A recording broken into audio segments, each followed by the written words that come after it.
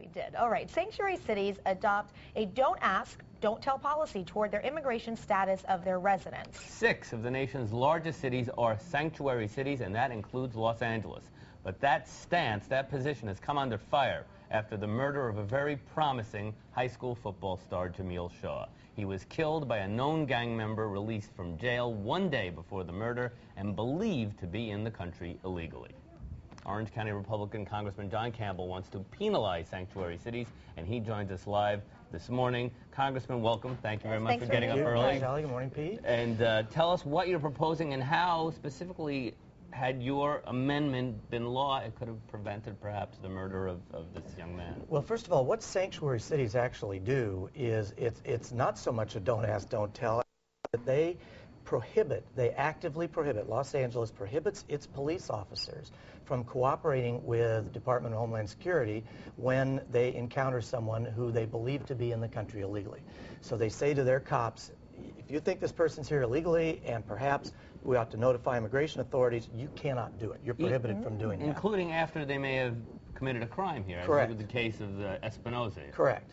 And so what the amendment that I put forward and actually got passed out of the House in 2 bills over the last couple of years, but it never passed the Senate, was to say if you're going to do that, we're going to withhold federal funds from you. And we're not saying that you have to force your police officers to cooperate, but we're saying don't prohibit them from doing it.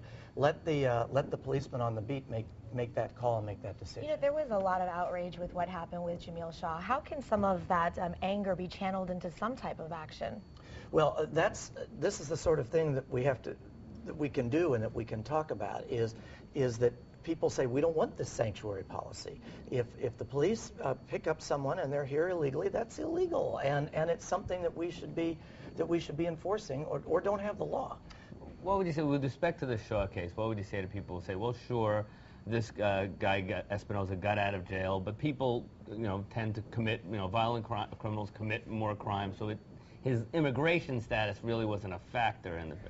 Well, but what has happened with a number of cases like this around the country is that there's some problem with the prosecution on the crime.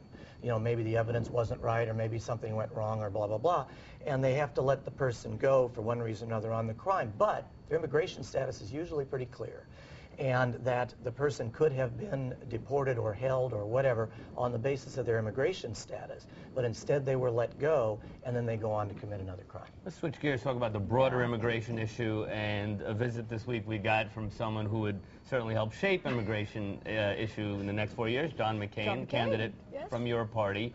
Right. You were among those who were there to greet him on, I think, this week when he came. Tuesday. And I'm knowing I don't think Senator McCain would be, for instance, a supporter of the legislation, the type that you're proposing. Probably not. As I said, he was in the Senate. The bills that the amendments that I proposed in those bills went to the Senate and died. And the reason they died is they couldn't get the necessary 60 votes in the Senate, including Senator McCain's vote, to pass. So it is one of the areas in which we don't necessarily agree. Now, I do think Senator McCain is moving a little bit on that issue right now, but he's still not quite where I'd like to see him. That said, and forgive me, I don't know if you did endorse or who you were supporting in the nominating process, but and who did you? I was supporting Mitt Romney, so I was a talked about very strongly as a potential VP. Would you like to see that? I think that'd be a very good choice. And if you look back throughout history, it's typical for candidates, both Republicans and Democrats, to pick somebody they beat in the primary as a running mate in order to unify the party, whether it's a Democratic Party or the Republican Party. So I think Romney would be a very good choice for a number of reasons for McCain, but it would also be kind of a typical sort of choice if you look back over time. I'm sure most people from Orange County know John is a businessman turned politician. We're going to turn our attention to the economy, specifically real estate here in Southern California next hour. Again, thank you, Congressman Campbell, for coming in.